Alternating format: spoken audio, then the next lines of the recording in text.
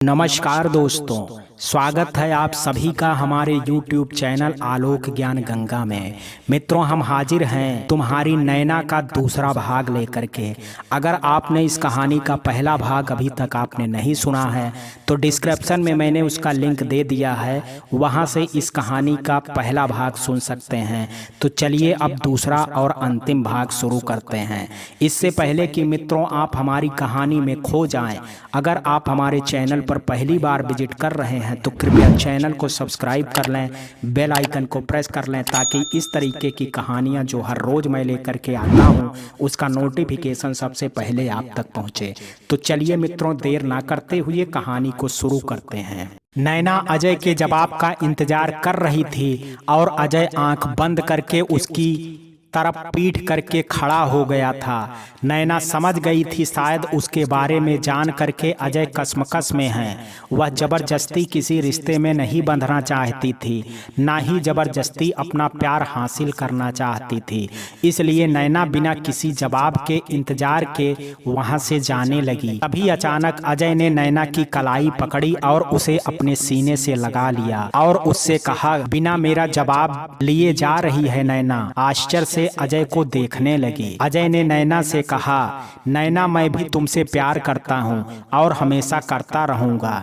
किसी भी परिस्थिति में मेरा प्यार तुम्हारे लिए कम नहीं होगा, पर तुमको इतना विश्वास करना होगा कि मैं जो भी करूं वह तुम्हारे हित में होगा। मैं कभी तुम्हारा बुरा नहीं सोच सकता। नैना यह सुनकर के बहुत खुश हो जाती है और अजय से कहती है, आज तो अगर भगवान मेरी जान भी ले ले तो भी कोई गम नहीं होगा। अजय ने उसके ऊँटों पर उंगली रखते हुए कहा, आज तो यह कह दिया, दोबारा कभी मत कहना। तुम नहीं जानती कि तुम मेरे लिए क्या मायने रखती हो। तुम्हारे साथ जीवन जीने के सपने देख रहा हूँ और तुम मरने की बातें कर रही हो। नैना और अजय एक दूसरे के गले लगे हुए बहुत देर तक खड़े रहे और एक दूसरे की धड़कनों को सुनते रहे। फिर अचानक से दरवाजे की बेल बजी, जिससे दोनों का ध्यान टूटा और दोनों एक दूसरे से अलग हो गए। अजय ने जाकर के दरवाजा खोला तो बाहर पुलिस थी। अजय किनारे हो गया और पुलिस अंदर आ गई और नैना को देखते ही बोली, नैना जी आपको हम गिरफ्तार करने आए हैं। नैना पुलिस को देख करके आश्चर्यचकित थी। नैना अजय को ध्यान से देखने लगी। अजय नैना से नजर चुराते हुए उसकी तरफ पीठ करके खड़ा हो गया। उसने अपने हाथों की मुट्ठियां भींच ली और अपनी आंखें भी बंद कर ली, मानो वो कुछ देखना और सुनना ना चाहता हो। तभी एक पुलिस वाले ने अजय को सैल्यूट करते हुए कहा, सर आपके कारण हमने एक बहुत बड़े मुजरिम को पकड़ लिया है। आप समझ नहीं सकते आपने पुलिस डिपार्टमेंट की कितनी बड़ी हेल्प करी है। अब हमें नैना को यहाँ से ले जाना होगा। अजय ने इंस्पेक्टर से कहा, देखिए इनके प्लास्टर चढ़ा हुआ है और परसों तक इनका प्लास्टर कट जाएगा। उसके बाद 2 दिन रेस्ट के लिए चाहिए होंगे। 5वें दिन आप आकर के इनको ले जाइएगा, पर तब तक इनको यहीं रहने दीजिए। मैं वादा करता हूं अगर आप 5वें दिन नहीं आए तो मैं इनको खुद छोड़ जाऊंगा। इंस्पेक्टर ने नैना की ओर देखते हुए कहा, पर सर अगर तब तक यह यहाँ से भाग गई तो आप जानते नहीं हैं यह कितनी शातिर मुलजिम है और कितने लोगों का कत्ल कर चुकी है। नैना आश्चर्य से अजय को देख रही थी और उस इंस्पेक्टर की बातें भी सुन रही होती है।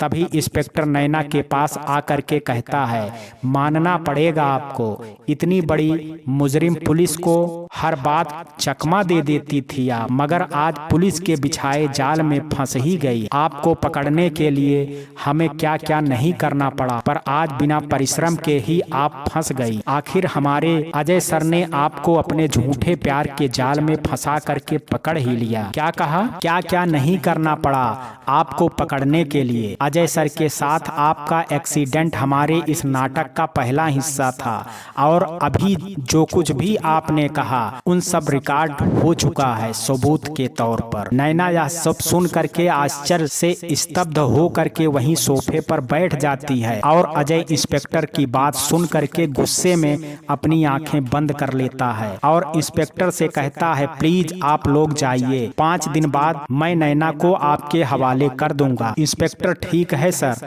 हमें तो आपकी बात तो माननी ही है, आखिर इस केस के इंचार्ज आप ही तो हैं। 5 दिन बाद जैसा होगा बताइएगा, जब तक मैं इनकी चार्जशीट तैयार कर लेता हूँ। यह कह करके इंस्पेक्टर वहाँ से चला जाता है और अजय दरवाजा बंद कर लेता है। अजय नैना के घुटनों के पास जमीन पर बैठ जाता है। नैना अजय को देख रही होती है और उसके आंखों से बराबर आंसू गिर रहे होते हैं। नैना अजय के हाथ पकड़ करके उससे कहती है कि मैं नहीं जानती हूँ कि इंस्पेक्टर सच कह रहा है या झूठ कह रहा है। मैं बस इतना जानती हूँ कि मैंने आपकी आंखों में अपने लिए सच्चा प्यार देखा है। आप मुझसे बहुत प्यार करते हैं। जब वह इंस्पेक्टर मुझसे कह रहा था तब आपकी गुस्से में भींची हुई मुट्ठियां मैंने देखी थी, आपकी आंखों की नमी मैंने देखी थी। मैं नहीं जानती कि क्या सच है और क्या झूठ है। मैं यह जानती हूँ कि पहली बार जिंदगी में मुझे किसी से प्यार हुआ है और मैं यह भी जानती हूँ कि आप भी मुझसे प्यार करते हैं। नैना की यह बात सुनकर के अजय उसको देखने लगता है। फिर वह उसके घुटनों पर अपना सर रखकर कहता है, नैना, जो इंस्पेक्टर कह रहा था वह भी एक सच है और जो तुम कह रही हो वह भी एक सच है। तुम्हारे कारनामों ने पूरे पुलिस डिपार्टमेंट की नींद उड़ा रखी थी। सारा पुलिस डिपार्टमेंट बहुत परेशान था। मैं एक सीबीआई अफसर हूँ। यह सुनकर के नैना आश्चर्य से अजय को देखने लगती है। मेरे पास जब तुम्हारा केस आया तब मैंने एक योजना बनाई और उस योजना के तहत सबसे पहली एक्सीडेंट हुआ जब मेरी तुम्हारी पहली मुलाकात हुई थी। सब काम उस योजना के अनुसार चल रहा था। जब से मैंने तुमको देखा था ना, जाने क्यों मेरे दिल में तुम्हारे लिए एहसास जागने लगे। मेरा मन यह मानने को तैयार नहीं था कि तुम एक मुजरिम हो। मेरे साथ रहते हुए मुझे तुम्हें जानने का मौका मिला। मैं यह भी जानने लगा था कि तुम्हारे दिल में एहसास है मेरे लिए और तुम मुझसे प्यार करने लगी हो और मैं तुमसे कभी झूठा प्यार से सच्चा प्यार करने लगा, मुझे पता ही नहीं चला। मैं एक तरफ फर्ज से बंधा था और एक तरफ अपने प्यार से। नैना, मैं तुमसे सच में बहुत प्यार करता हूँ और तुम्हारे बारे में सब कुछ जानने के बाद यह भी जान गया हूँ कि तुम सच की मुजरिम नहीं हो, तुम्हें मुजरिम बनाया गया है। तुम्हारी परिस्थितियों ने और तुमने कभी किसी गलत का साथ नहीं दिया है। तुमने हमेशा लोगों को इंसाफ दिया है पर तुमने अपना तरीका गलत चुना है। कई बार तुमने लड़कियों को इंसाफ दिलाने के चक्कर में सही इंसान को भी मार दिया। तुम्हारे हाथों इतने कत्ल हो गए कि तुम एक मुजरिम करार दी गई हो। नैना, पर इसमें मेरा प्यार तुम्हारे लिए कम नहीं हो जाएगा। मैं मानता हूँ कि हमारा प्यार एक नाटक से शुरू हुआ था पर यह नाटक कब सच्चे प्यार में बदल गया मैं खुद नहीं जानता।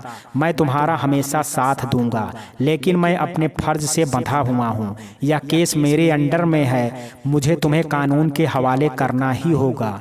नैना और अजय दोनों एक दूसरे का हाथ पकड़ करके वहीं बैठे रहे और एक दूसरे को बहुत देर तक देखते रहे। कुछ देर बाद अजय ने कहा, आज क्या भूखा रखने का इरादा है? बहुत भूख लगी है, कुछ खाने को मिलेगा? नैना ने कहा, हाँ मिलेगा, बस अभी लाई। यह कह करके नैना सहारे से उठी और रसोई की ओर बढ़ गई। खाना खाने के बाद नैना अजय से बोली, आज आपने मेरे बारे में सब कुछ जान लिया है, क्या आप अपने बारे में कुछ नहीं बताएंगे? मैंने तो कभी सोचा ही नहीं था कि आप एक सीबीआई अफसर होंगे। अजय ने नैना की बात करते हुए कहा, नैना, मैं एक सीबीआई अफसर हूं और मैं अपने फर्ज के प्रति हमेशा ईमानदार रहा हूं, लेकिन पहली बार तुम्हारे केस में मैं पर्सनली बहुत ज़्यादा इंटरेस्टेड था। जानती हो क्यों? मैं जानना चाहता था कि तुम आखिर क्रिमिनल क्यों बनी। तुमसे मिलने के बाद ना जाने क्यों तुम मेरे दिल में उतरती चली गई और तुम्हारी कहानी सुनने के बाद तो मेरे दिल ने यह मान लिया कि मेरे दिल में तुम्हारी जगह और कोई नहीं ले सकता।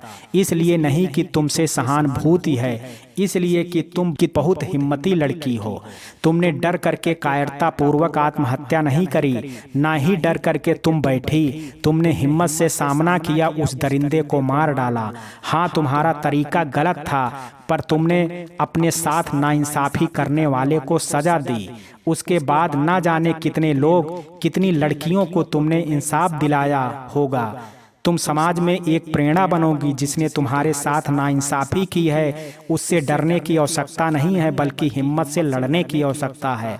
तुम्हारा तरीका गलत था, सजा कानून को देनी चाहिए थी, वह तुमने दे दी। तुम्हारे इस जज्बात को मैं सलाम करता हूँ। समाज में ना जाने कितनी लड़कियाँ, कितनी औरतें डर डर के जीती हैं, कितनी घरेलू हिंसा का शिकार होती हैं, पर अपने परिवार की इज्जत बचाने के लिए और कुछ डर के कारण उसको सामने नहीं लाती हैं और सहती रहती हैं। अगर लड़कियां और औरतें हिम्मत कर जाएं और अन्याय के खिलाफ आवाज उठाएं तो समाज में नारी वर्ग के खिलाफ हो रहे अपराध में कमी आ जाए। अजय की बात सुनकर के नैना मुस्कुरा उठी और बोली, मेरी तारीफ करना बंद करिए और अपने बारे में बताइए। आपकी बातें सुनकर के लग रहा था कि आपको सीबीआई अफसर की जगह एक नेता होना चाहिए था। अब मैं आपके बारे में सब कुछ जानना चाहती हूँ, आपके परिवार के बारे में। आप यहाँ अकेले, आपके माता पिता कहाँ हैं? नैना की बातें सुनकर के अजय की आंखें नम हो गई, मानो नैना ने उनके बारे में पूछ करके उसकी किसी दुखती रंग पर हाथ रख दिया हो। नैना ने उसकी आंखों की नमी देख ली थी और उसका उदास चेहरा भी। वह सोचने लगी, मेरी सोच यह थी कि सिर्फ मैं ही दर्द में हूँ, पर एक पुलिस अफसर भी दर्द में हो सकता है, यह तो कभी मैंने सोचा ही नहीं। हर मुस्कुराते चेहरे के पीछे दर्द जरूर होता है। अजय ने नैना से कहा, रात बहुत हो रही है, तुम सो जाओ, अपनी दवाई खा लेना, हम कल बात करते हैं। नैना जी कह करके अपने कमरे में चली गई और अपनी दवाई खा करके बेड पर लेट गई। उसके मन में यही विचार आ रहे थे कि अजय जी उनके अतीत के बारे में पूछने से उनकी आंखें में क्यों दर्द उतर आया कि वह इतना परेशान हो गए। नैना इन्हीं बातों से परेशान होकर के कमरे में खिड़की के पास खड़ी हो गई कि उसके कानों में अजय की आवाज आई। अजय शायद किसी से फोन पर बातें कर रहे थे। वह किससे बात कर रहे थे यह नैना तो नहीं सुन पाई, लेकिन अजय जो बोल रहे थे उसके कानों में आवाज पड़ रही थी। कैसी हो तुम और बाकी सब कैसे हैं? मेरा क्या है, कैसा होऊंगा तुम्हें पता नहीं है। बहुत जल्द आगे भी जो तू चाहती है वही होगा। अब तो खुश है ना? मैं भी चाहता हूँ कि तुम मेरे पास आ जाओ। तुम तो जानती हो कि मेरा काम कैसा है, आज यहाँ हूँ कल वहाँ। हाँ जानता हूँ, ठीक है, मैं जल्दी तुम्हें बुला लूंगा अपने पास। अब तो खुश है। अच्छा यह बता तेरा काम कैसा चल रहा है? चल मेरा एक काम करेगी, मेरे लिए बहुत इम्पोर्टेंट काम है जो मेरी लाइफ से संबंधित है, तुझे जल्द ही बताऊंगा। चल रात बहुत हो गई है, तू सो जा, गुड नाइट, कल बात करेंगे। अजय की यह बातें मेरे कानों में पड़ी तो मैं यही सोचने लगी कि किससे बातें कर रहे होंगे और किसको अपने पास रहने के लिए बुला रहे होंगे, कौन है वो? अजय की बातें सोचते सोचते नैना सो गई। इधर अजय नैना के बारे में सोच रहा था कि उसने अपना सारा अतीत मुझे बता दिया और अब वह मेरे बारे में सब कुछ जानना चाहती है। क्या बताऊं उसको अपने बारे में? यही सोचते सोचते वो भी नींद के आगोश में चला गया।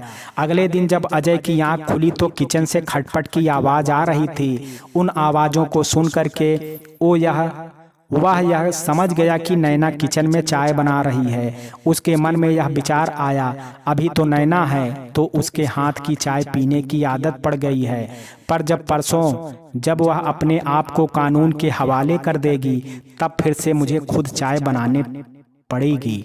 तभी नैना कमरे में आई और बोली, चाय पी लीजिए। अजय ने चाय लेते हुए कहा, जल्दी से तैयार हो जाओ, आज तुम्हारा प्लास्टर कटवाने हॉस्पिटल चलना है।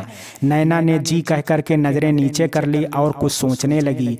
अजय ने नैना का हाथ पकड़ते हुए कहा, क्या सोच रही हो, क्यों परेशान हो? नैना ने अजय के हाथ पर अपना हाथ रखते हुए कहा, बस यही सोच रही हूँ कि जीवन किस मोड़ पर आगे मुझे ले जाएगा।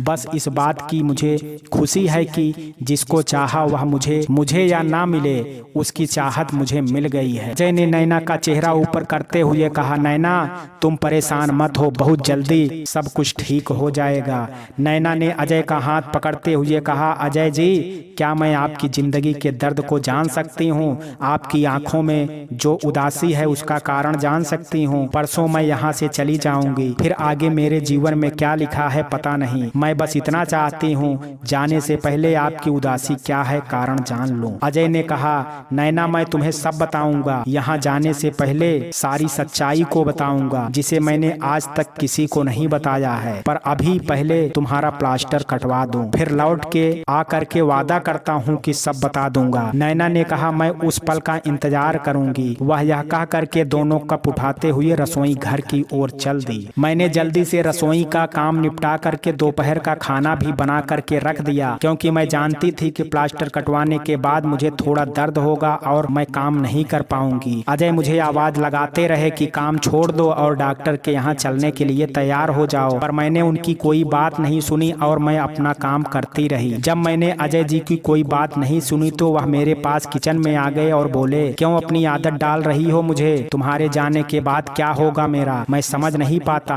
अब तो मैं जल्द से जल्द तुम्हारे साथ अपना पूरा जीवन बिताना चाहता हूँ, इसलिए सब कुछ सही करना चाहता हूँ। मैं उनकी यह बातें सुन करके तो उदास हो गई थी और खामोशी से सर झुका करके काम कर रही थी। तभी उन्होंने मेरी एक बांह पकड़ करके मुझे अपनी ओर किया और बोले, क्या कर रही हो यह सब? चलो डॉक्टर के यहाँ, बाकी काम बाद में कर लेना।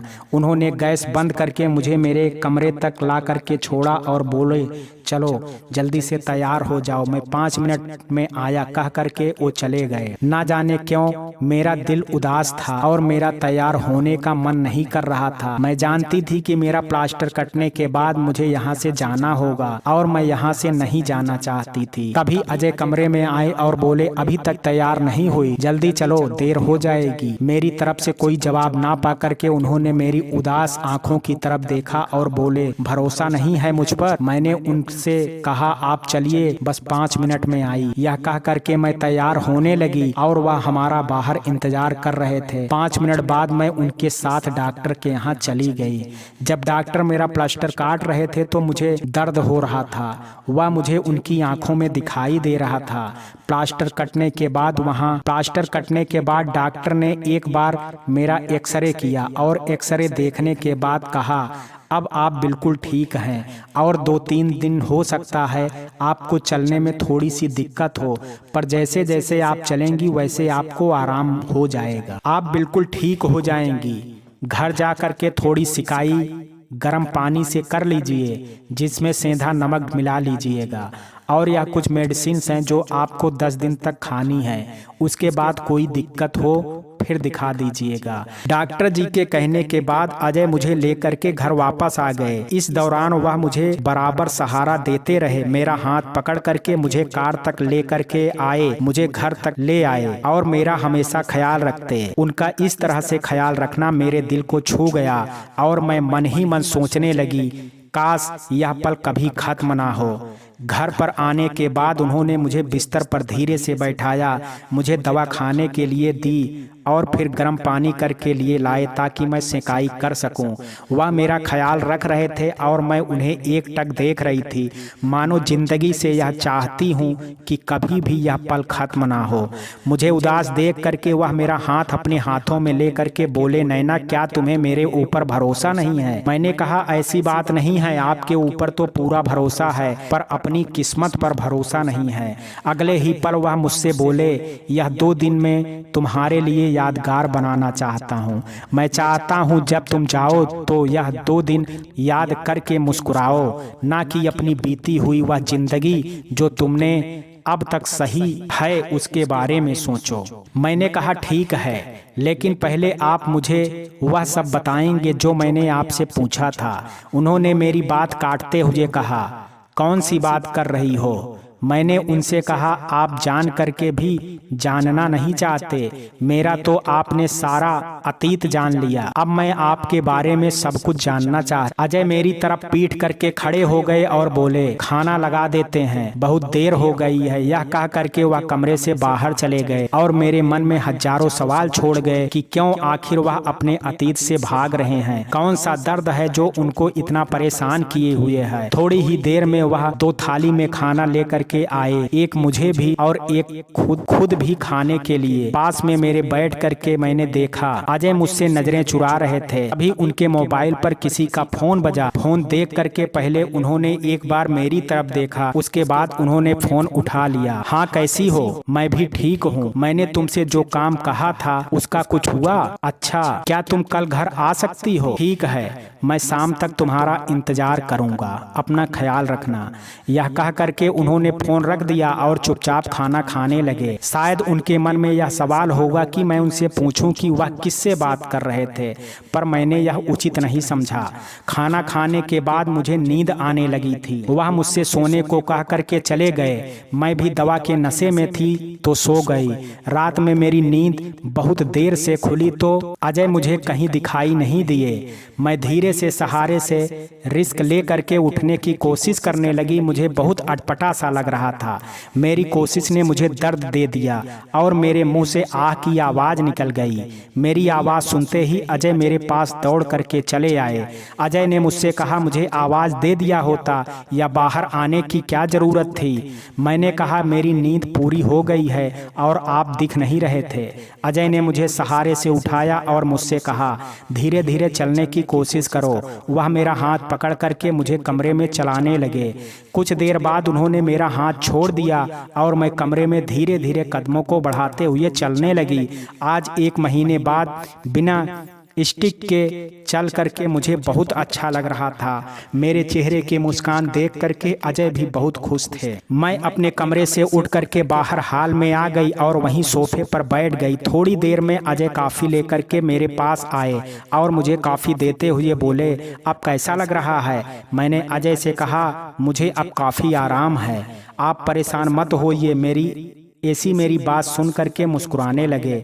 मैंने धीरे से अजय से कहा मैं आपके बारे में सब कुछ जानना चाहती हूँ, प्लीज मुझे बताइए ना, आपकी आंखों में यह दर्द क्यों है जो मुझे बार बार दिख रहा है? तो अजय ने कहा क्यों जानना चाहती हो मेरे बारे में? क्यों मेरे दर्द को, मेरे जख्मों को कुरेदना चाहती हो? मैंने उनसे कहा कभी कभी जख्म को कुरेद देने से ही सारा दर्द समाप्त हो जाता है। वह जख्म ठीक भले ही ना हो लेकिन कम जरूर हो जाता है, इसलिए मैं सब कुछ जानना चाहती हूँ। ठीक है तो सुनो मेरी दास्तान।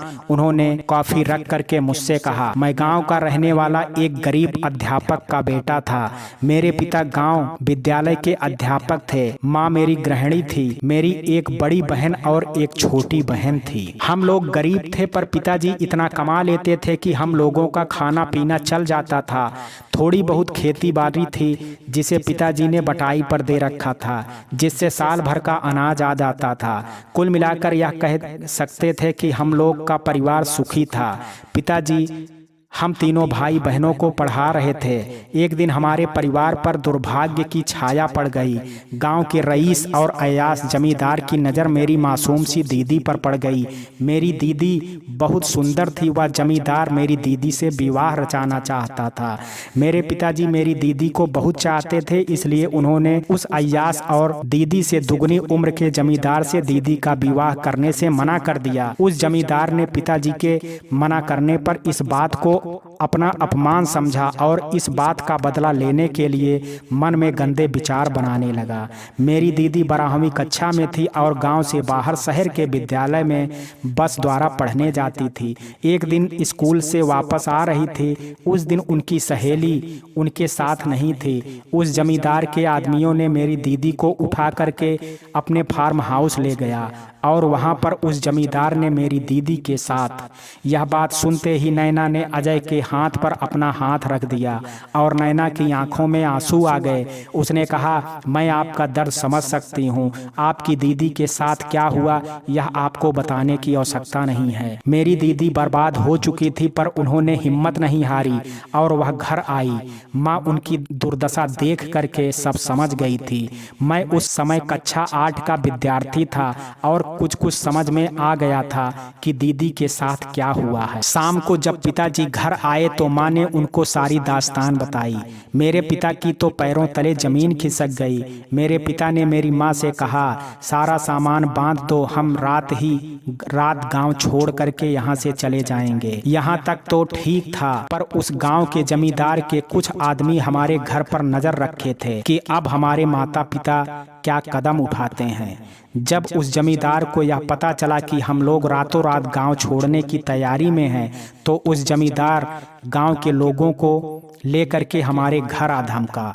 गांव के लोगों ने पिताजी से कहा कि बताओ तुम्हारी बेटी कहां से रंग रलियां मना करके आई है। मेरे पिताजी शांत और अपने क्रोध को दबाए हुए खड़े थे, पर गांव वाले वही भाषा बोल रहे थे जो जमींदार उनसे बुलवाना चाह रहा था। रात में कुछ हंगामे के बाद दूसरे दिन सुबह पंचायत बुलाई गई। पंचायत में यह इल्जाम लगाया गया कि मेरी दीदी जमींदार के पास जानबूझ करके गई थी। वह उसके पैसों से और उसके रंग रूप पर मोहित हो गई थी। जमींदार ने अपने आप को भोला भाला दिखाते हुए दीदी से विवाह करने के लिए तैयार हो गया। पंचायत ने अपने फैसले में दीदी से उस जमींदार के विवाह को निश्चित किया और आने वाली 2 दिन के बाद इस विवाह की तारीख तय की गई। मेरा पूरा परिवार इस बात को सुनकर के सदमे में आ गया था। दीदी की हालात वही पर बहुत खराब हो रही थी। किसी तरह पिताजी हम सब लोगों को लेकर के घर आए। उसके बाद घर पर बैठे हम लोग सोच ही रहे थे कि क्या आगे क्या करना है। माता और पिता बहुत परेशान थे। दीदी चुपचाप उठ करके अपने कमरे में। इतना कहते कहते अजय की आंखों में आंसू निकल आए। नैना ने अजय के आंसू पोंछते हुए कहा कि मैं आपकी तकलीफ को बहुत अच्छे से समझ रही हूँ। क्या गुजरी होगी उस समय दीदी पर। मेरी दीदी ने जा करके फांसी लगा ली और अपनी लीला समाप्त कर ली। मेरे पिताजी सदमे को बर्दाश्त नहीं कर पाए और उन्हें हृदयाघात हो गया और वह भी परलोक सिधार गए। जमींदार के कारण मेरे परिवार में उस समय 2 अर्थियां एक साथ निकली, एक मेरे पिताजी की, एक मेरी बहन की। बहुत दर्द भरा दृश्य था जिस समय दोनों अर्थियां सजाई गई थी। मेरी माँ का और मेरी छोटी बहन का रो रो करके बुरा हाल था। मेरी माँ तो जैसे टूट गई थी और मुझे तो कुछ समझ नहीं आ रहा था कि क्या हो गया। अचानक से हमारे परिवार पर जैसे पहाड़ टूट पड़ा। कुछ समझ में नहीं आ रहा था कि क्या हो रहा है। सभी गांव वाले आकर के सहानुभूत के 2 आंसू गिरा जाते और चले जाते, पर उस जमींदार का मन इतने से भी ना भरा और वह घर आकर के माँ से बोला, अपनी बेटी को संभाल कर नहीं रख पाई। आज मुझसे शादी कर लेती तो सब ठीक रहता और तेरा पति भी जिंदा रहता। वह ना सही तेरी छोटी बेटी सही। यह सुन करके मैंने जमींदार का गला पकड़ लिया। वह ना सही तेरी छोटी बेटी सही। यह सुन करके मैंने जमींदार का गला पकड़ लिया। जब मेरे जमींदारों के आदमियों ने मुझे छुड़ाया और मेरी माँ ने मुझे अपने पास बुला लिया, तो जमींदार ने कहा, पकड़ लो इस लड़के को, इसको इतना मारो कि इसकी खाल खींच ली जाए। मुझे मेरी माँ का पीछा छुपाकर जमींदार के पास गई और माफी मांगने लगी। जमींदार गुस्से में चला गया और बोला, देख लूंगा तुझे और तेरे बच्चों को भी, और हाँ, अपनी छोटी बेटी को तैयार कर, बहुत जल्द इसको ले जाऊंगा यहाँ से। मेरी छोटी बहन जो कि अभी 14 वर्ष की थी, डर के मारे कांप रही थी। मेरी माँ बहुत परेशान हो गई और उन्होंने रात ही रात कुछ जरूरी सामान ले करके और हम दोनों भाई बहनों को ले करके गांव से बहुत दूर निकल आई। अपना सब कुछ छोड़ करके हम लोग गांव से बहुत दूर किसी नगर में आ गए। यहाँ आकर के 2 दिन तक हम लोग किसी मंदिर में ठहरे, फिर धर्मशाला में। मेरी माँ ने दूसरों के घर के बर्तन मांजे, झाड़ू पोंछा किया। किसी किसी समय हम लोग भूखे सो जाते, किसी समय आधा पेट भोजन करते। बहुत मुश्किल से किराए पर एक कमरा मिला। धीरे धीरे माँ ने कुछ मेहनत करके हम दोनों भाई बहनों को पढ़ाना शुरू किया। यह मेरी माँ की मेहनत और प्रताप का फल है जो मैं मेहनत से आगे बढ़ता गया। मैं भी ट्यूशन पढ़ा करके अपनी पढ़ाई का खर्चा निकालता रहा। इसके अलावा मुझे वजीफा भी मिलता गया और मैं आगे की पढ़ाई पूरी लगन से करके CBI अफसर बन गया, क्योंकि मेरी माँ का सपना था और मेरे पिता का भी सपना था कि मैं पुलिस का एक बहुत बड़ा अफसर बनूं। मेरी छोटी बहन पढ़ाई करके वह एक एडवोकेट बनी। जब हम लोगों को कुछ हालात सुधरे तो माँ हम लोगों का साथ छोड़ करके चली गई। कुछ दिन बाद मैंने अपनी बहन का विवाह उसके साथ काम करने वाले एक एडवोकेट से करा दिया। आज वह अपने परिवार में खुश है। बचपन की वह याद मेरे जख्म को आज भी कुरेद जाती है। मैंने अपनी बहन को रोते देखा है। उनका वह चेहरा मुझे आज भी याद है जब घर आई थी और बहुत बेबस थी, लाचार थी। अपनी माँ की जिंदगी भर काम करते देखा है। कोई सुख उन्होंने जीवन में नहीं पाया। उनके जीवन का बस यही उद्देश्य था उनके बच्चों का अच्छे से लालन पालन हो और वह कुछ बन जाएं। मेरी माँ को दूसरों के घर काम करते समय जो पीड़ा, दूसरे के ताने और जो गालियाँ मिली मैं कभी नहीं भूल सकता। जिस दिन मैं अफसर बना उस दिन मैंने कसम खाई थी कि अब एक भी अपराधी मेरे हाथों से बच करके नहीं जाएगा। इसके बाद मेरे से मेरे जीवन का बस एक ही उद्देश्य रह गया था, अपराधी को उसके कर्मों की सजा दिलाना। मैंने अपने गांव जा करके उस जमींदार और उसके सभी साथियों को भी सजा दिलवाई जिनके कारण मेरी बहन ने आत्महत्या कर ली थी। मेरी बहन को तो इंसाफ तो नहीं मिला, लेकिन उसकी आत्मा कहीं ना कहीं खुश जरूर हुई होगी कि उसके साथ बुरा करने वालों को उनके अपराध की सजा उन अपराधियों को मिली। इसी बीच तुम्हारे केस की फाइल मेरे पास आई। जब मैंने तुम्हारा केस स्टडी किया तो ना जाने मेरे मन में यह जिज्ञासा क्यों थी कि इतनी बड़ी अपराधी तुम कैसे बन सकती थी।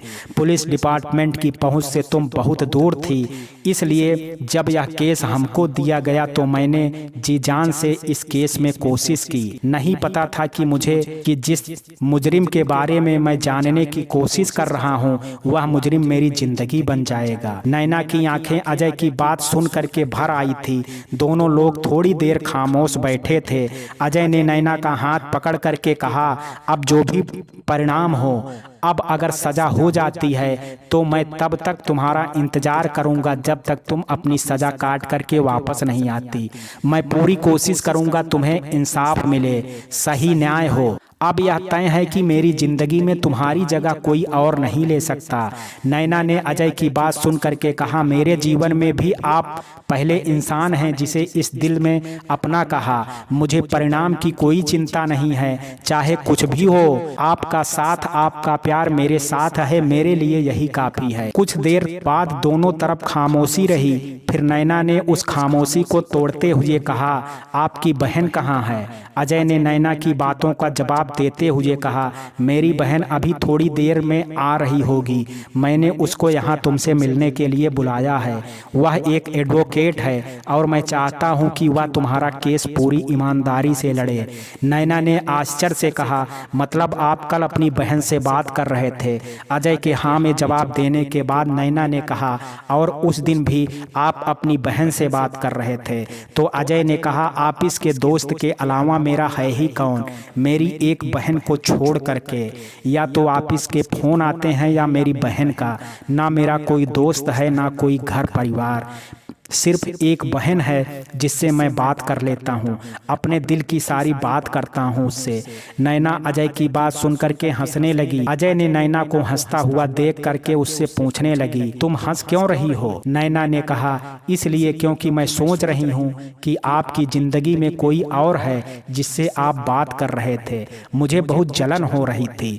मतलब आपको जलन भी होती है? अजय ने कहा। अजय की यह बात सुन करके नैना ने शर्मा करके नजरें झुका ली। अजय ने नैना से कहा, वैसे तुम शर्माते हुए बहुत अच्छी लगती हो, कहीं से नहीं लगता कि तुम एक। यह कहते हुए अचानक से अजय चुप हो गया था। कोई नहीं, नैना ने कहा, हमें अब आदत हो गई है। तभी दरवाजे की बेल बजी। अजय ने उठ करके दरवाजा खोला तो सामने एक युवती खड़ी थी, लगभग 25-26 साल की।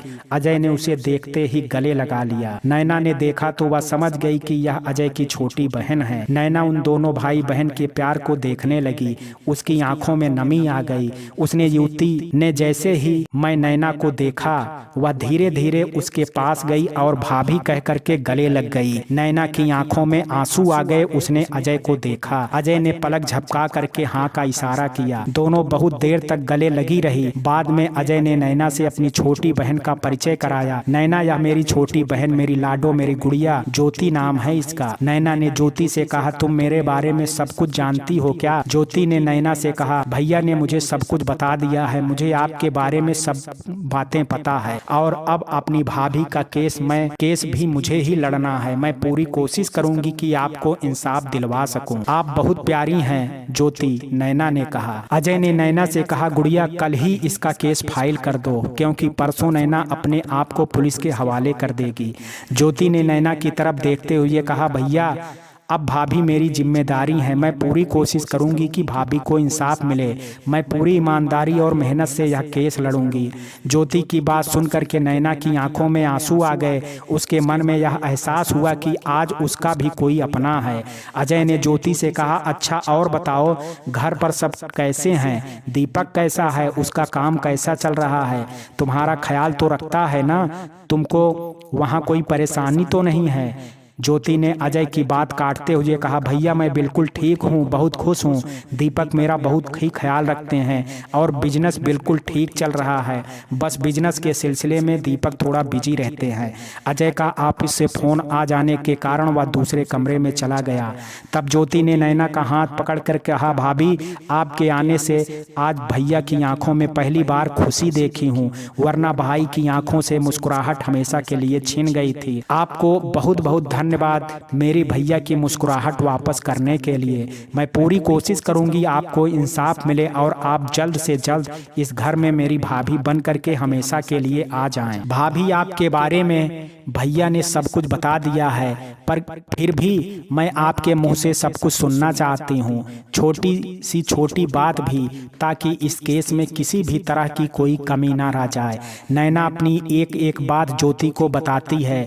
सब कुछ बताने के बाद नैना ज्योति से कहती है, अब चाहे कुछ भी हो मुझे इसकी परवाह नहीं है। जाते जाते इस बात का अफसोस नहीं रहेगा कि कभी मुझे इस दुनिया में किसी का प्यार नहीं मिला। माता पिता के बाद बाबा और अम्मा का प्यार और अब अजय जी और तुम्हारा प्यार। अजय कब से दरवाजे पर खड़ा होकर के नैना की बात सुन रहा था। उसकी भी आंखें नम थी। परसों नैना को कानून को अपने हवाले करना था और अजय नैना के लिए कल का दिन यादगार बना देना चाहता था। ज्योति ने नैना से कुछ पेपर पर साइन करवाए और कहा, भाभी आप परेशान मत होइए, हम पूरी कोशिश करेंगे कि आपको कम से कम सजा हो। तब नैना ने कहा, नहीं ज्योति, जो गुनाह हमने किए हैं उसकी सजा तो हमें मिलनी ही चाहिए। हमें अब चाहे फांसी की सजा हो जाए कोई गम नहीं है। ज्योति अजय और नैना से मिल करके चली गई।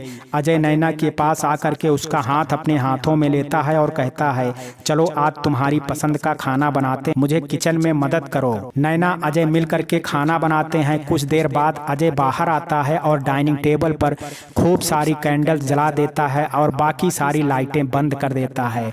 नैना यह सब देख करके बहुत खुश होती है। अजय नैना को कुर्सी पर बैठाता है और खुद भी बैठता है और खुद अपने हाथों से खाना सर्व करता है। नैना को यह सब देख करके बहुत अच्छा लगता है। दोनों लोग साथ में खाना खाते हैं। खाना खाने के बाद दोनों लोग एक दूसरे का हाथ पकड़ के बहुत देर तक बैठे रहे। शायद दोनों एक दूसरे का एहसास महसूस कर रहे होते हैं। नैना वहीं अजय के कंधे पर सर रख करके सो जाती है और अजय भी वहीं बैठा बैठा सो जाता है। अगली सुबह जब अजय की आंख खुलती है तो वह नैना को सोते हुए देखता है। सोते हुए वह बहुत मासूम लग रही होती है। कहीं से यह एहसास नहीं होता है कि वह एक मुजरिम है। अजय नैना को धीरे से उठाता है। नैना उठ करके बैठ जाती है। अजय नैना से कहता है, नैना सुबह हो गई है, तुम फ्रेश हो करके तैयार हो जाओ, मैं नाश्ता लगाता हूँ। नैना अजय की यह बात सुन करके उसको देखने लगती है और कहती है, हम लोग यहीं पर रात भर। अजय उसके ओंठों पर अपनी उंगली रख देता है और कहता है, जाओ फ्रेश हो जाओ। नैना चली जाती है और अजय आज उसको अपने साथ ले करके उसकी पसंद का नाश्ता बनाने लगता है। थोड़ी देर बाद नाश्ता करते समय अजय नैना से कहता है, तुम तैयार हो जाओ, हम लोगों को चलना है। नैना अजय के हाथ को अपने हाथ में लेकर कहती है, मतलब अब हमारी जुदाई का समय आ गया है। अजय कहता है, इस जुदाई के बाद मिलन की जो बेला होगी वह बहुत खूबसूरत होगी। तुम्हें ज्योति पर और मुझ पर विश्वास रखना होगा, सब सही हो जाएगा। अचानक से नैना अजय के कस के गले लग जाती है। अजय भी नैना को गले लगा लेता है। अजय नैना को लेकर के भगवान के मंदिर में जाता है। अजय नैना से कहता है, विश्वास रखो, आज से तुम एक नई दुनिया में कदम रखने जा रही हो, अब सब ठीक हो जाएगा। दोनों लोग भगवान के आगे हाथ जोड़ते हैं। अचानक से अजय भगवान के पास से सिंदूर उठा करके नैना के मांग में भर देता है और कहता है कि इस जीवन में अब कोई कभी दूसरा नहीं आएगा। तुमको मैंने आज से ही अपनी पत्नी मान लिया है। मैं तुमको जो भी सजा हो, मैं तुम्हारी सजा के बाद तुम्हारा इंतजार करूंगा, यह वादा है मेरा तुमसे। नैना अचानक से सिंदूर लगने के कारण आश्चर्यचकित हो जाती है। उसको समझ में नहीं आता है कि वह खुश हो या दुखी। वह अजय के पैर छूती है और अजय के गले लग जाती है। अजय नैना के माथे पर एक किस करता है। अब तुम मेरी पत्नी हो, मुझे हक है। नैना अजय की बात सुन करके मुस्कुराती है और कहती है, अब तो अगर मुझे फांसी भी हो जाए तो कोई गम नहीं है, मैं सुहागन जो हो गई हूँ। नैना की बात सुन करके अजय कहता है, नहीं, अब तो तुम्हारे लिए वापिस आना ही होगा। कुछ दिन बाद अजय नैना को लेकर के अपने डिपार्टमेंट जाता है, जहां नैना अपनी गिरफ्तारी दे देती है, उसे जेल में बंद कर दिया जाता है। नैना बहुत खुश होती है यह सोच करके कि जब वह सजा से बाहर निकलेगी तो कोई तो होगा जो उसका इंतजार कर रहा होगा। इधर अजय अपनी जी जान लगा देता है जिससे नैना को कम से कम सजा हो। वह ज्योति को फोन करता है और बात करता है। ज्योति भी अपने इस केस में पूरी मेहनत और लगन से काम करती है। अदालत में केस जाता है जहां नैना को कार्रवाई के लिए बुलाया जाता है। ज्योति नैना की तरफ से केस लड़ती है और वह अपनी सारी जान इस केस में लगा देती है। लगभग 1 साल तक केस कोर्ट में चलता है। नैना से जुड़े सभी व्यक्तियों से पूछताछ की जाती है। बहुत सारे गवाह और सबूत पेश किए जाते हैं। फाइनली केस के फैसले की घड़ी आ जाती है। अजय जब कोर्ट में पहुंचता है तो नैना से कहता है, तुम परेशान मत हो, आज सब ठीक होगा। नैना अजय को देखते ही ज्योति से कहती है, ज्योति, आज का जो भी फैसला हो मुझे मंजूर है, पर तुम्हारे भैया शायद सहन ना कर पाएं, इसलिए उन्हें संभाल लेना। नैना की यह बात सुन करके अजय की आंखों में आंसू आ जाते हैं। ज्योति नैना से कहती है, भाभी आप बिल्कुल परेशान मत होइए, मैं भैया का भी पूरा ध्यान रखूंगी और आपका भी। आप बिल्कुल टेंशन मत लीजिए, भगवान सब ठीक कर देगा। मेरे घर में वह फिर से खुशियां वापस करेगा। अजय नैना एक दूसरे को देखते हैं। दोनों के ही आंखों में बहुत नमी होती है। नैना को पुलिस वाले अंदर ले जाते हैं। ज्योति और अजय भी कोर्ट रूम में जाते हैं। थोड़ी देर के बाद न्यायाधीश आकर के अपनी सीट पर बैठते हैं। सभी को कुछ ना कुछ आशा उस न्यायाधीश से होती है। आज न्यायाधीश सही फैसले को अंजाम देंगे और न्याय करेंगे। न्यायाधीश अपना फैसला सुनाते हुए कहते हैं, सबूतों को ध्यान में रखते हुए यह कोर्ट अपना फैसला सुनाती है कि मिस नैना एक मुजरिम तो हैं, लेकिन उनको उसके हालातों ने मुजरिम बनाया है। उन्होंने कभी किसी गरीब और बेसहारा व्यक्तियों पर अन्याय नहीं किया, बल्कि उन व्यक्तियों को सजा दी जो सच में अपराधी थे, जिन्होंने मासूम लड़कियों के साथ दरिंदगी की थी। ऐसी मासूम लड़कियों की इज्जत की रक्षा करने के लिए नैना ने अनेक लोगों की हत्या करी। जुर्म तो जुर्म होता है, चाहे वह किसी भी दशा में किया गया हो, इसलिए नैना एक मुजरिम है। लेकिन उनकी अच्छे कर्मों को देखते हुए यह अदालत नैना को 5 वर्ष की सजा और 5 लाख का जुर्माना अदा करने की सजा देती है। साथ ही वह सभी पुलिस डिपार्टमेंट को यह अदालत हिदायत देती है कि अगर वह लोग अपनी सजगता से सारा कार्य करें तो नैना जैसी लड़कियों को अपराधी बनने से रोका जा सकता है। इस समाज को अपनी सोच बदलनी चाहिए ताकि समाज में हो रहे अपराधों जो मासूम लड़कियों के साथ होते हैं उन पर रोक लगाई जा सके। अपने बच्चों को ऐसे संस्कार देने चाहिए जिससे समाज में इस अपराध पर रोक लग सके। न्यायाधीश इस फैसले को सुन करके सभी ने तालियां बजाई और उनके फैसले का स्वागत किया। नैना जेल जाते समय अजय से मिली। अजय ने नैना को गले लगा लिया और कहा, जाओ, मैं तुम्हारा इंतजार करूंगा। ज्योति को अजय का ख्याल रखने को कह करके नैना एक नज़र अजय को देखते हुए चली गई। 5 साल बाद जब नैना की जिंदगी एक बार फिर नए सिरे से प्रारंभ होने जा रही थी, आज उसकी रिहाई हो रही थी और उसे लेने अजय और ज्योति दोनों आए थे। अजय को देखते ही नैना की आंखें नम हो गई। ज्योति से गले मिलने के बाद वह अजय के पास गई अजय उसकी तरफ पीठ करके खड़ा था। नैना ने अजय के कंधे पर हाथ रखा तो अजय पलटा, उसकी आंखों में आंसू थे। नैना को अजय ने गले से लगा लिया। दोनों 5 साल की जुदाई के बाद का साथ महसूस कर रहे थे और अब यह साथ उनके लिए हमेशा के लिए होने वाला था। ज्योति तभी अजय और नैना के पास आई और बोली, अब चलिए भी, वह रजिस्ट्रार हमारा इंतजार कर रहे होंगे। नैना ने ज्योति को देखा तो वह अजय भी मुस्कुरा दिया। दोनों लोग कोर्ट मैरिज करने रजिस्ट्रार ऑफिस में गए और वहां पर रजिस्ट्रार के सामने साइन करके कानूनन पति पत्नी बन गए। कोर्ट मैरिज करने के बाद जब ज्योति अजय और नैना को लेकर के घर पहुंची तो घर खुलते ही वेलकम की आवाज आई। पड़ोस वाली भाभी ज्योति के पति और कुछ दोस्त और अजय नैना का स्वागत करने के लिए तैयार थे। सबने खूब बधाइयाँ दोनों लोगों को दी। ज्योति की तरफ से एक छोटी सी पार्टी का आयोजन किया गया था।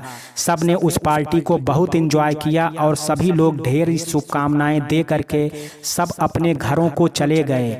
सभी के जाने के बाद ज्योति नैना को अजय के कमरे में छोड़ दिया और नैना से कहा था कि आज से आपके जीवन की नई शुरुआत हो रही है। भगवान का नाम लेकर के अपनी नई जिंदगी में अपना पहला कदम बढ़ाइए। अजय कुछ देर बाद कमरे में आता है। नैना उसको देख थोड़ा शर्मा जाती है। अजय नैना की परेशानी समझ जाता है। वह उसका हाथ पकड़ करके कहता है कि परेशान मत हो, जब तक तुम नहीं चाहोगी हम दोस्त रहेंगे।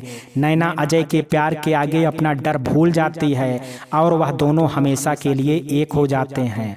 अजय बहुत थक गया था तुम्हारी नैना पढ़ करके। उसने तुरंत फोन लगाया। उधर से नैना की आवाज आती है, हाँ जी बताइए कैसे हैं आप और कब वापस आ रहे हैं। अजय ने नैना को जवाब देते हुए कहा, आज तुमने मुझे जो अपना उपन्यास पढ़ने को दिया था तुम्हारी नैना वह पढ़ रहा था, बहुत अच्छा लिखा है। आज हमारी शादी को 3 साल हो गए हैं और हमें मिले हुए 8 साल, पर लगता है जैसे कल ही की मुलाकात हुई हो तुमसे। नैना ने मुस्कुराते हुए कहा, बस अब आप फिर से शुरू हो गए। आपका बेटा आपका इंतजार कर रहा है, जल्दी आइए। अजय नैना की बात सुनकर के मुस्कुराते हुए फोन रख देता है और घर जल्दी निकलने की तैयारी करने लगता है। तो मित्रों, ये कहानी आपको कैसी लगी आप अपनी राय मुझे कमेंट बॉक्स में ज़रूर दीजिएगा। वीडियो अगर पसंद आया हो तो वीडियो को लाइक शेयर और चैनल को सब्सक्राइब करना ना भूलें। कल मिलते हैं एक नई कहानी के साथ, तब तक के लिए जय हिंद जय भारत।